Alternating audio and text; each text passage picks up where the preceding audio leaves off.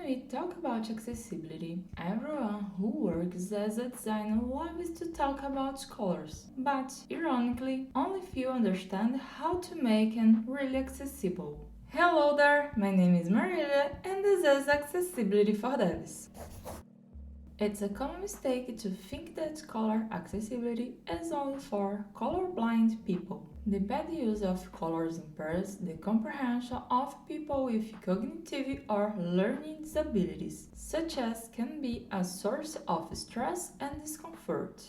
The three main mistakes when working with colors are: first, choose colors based on the minimum contrast of 3 to 1. Think about using them only for large text or graphical components. As the time passes, these colors will be applied also in the small texts because everyone forgot about it, or due to the theme turnover. Second, choose the colors using white background as a base only. Throughout the product evolution, there will be many background colors: grayscale cards, purple, black, yellow, and so on. And the last one, using only colors to provide error feedback or to differentiate the element states.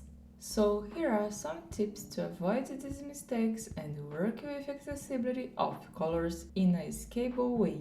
Make a new color palette with the minimal contrast of 4.5 to 1 between the text and background. Never leave the colors isolated. Always document both colors from the tested combinations in the style guide. When create a design, test the prototype by simulating the chromatopsia or grayscale. Check if it's possible to see the difference between the element states when enabled, disabled, checked, unchecked, as well errors and alerts. In some cases, we can fix it with icons, texts, underscores, or larger borders. All depends on the context. Besides, try to reduce cognitive stress. Make sure the color is consistent. For example, use all the links with the same color. Use intuitive colors, for example, red for errors, green for success, and so on.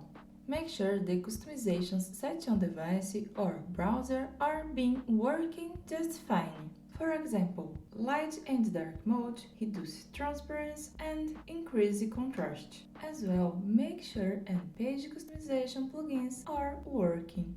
In the description of the video, I'll leave some links for test tools and support material. So, did you like these tips? Tell me about in the comments. Thanks and see you next week!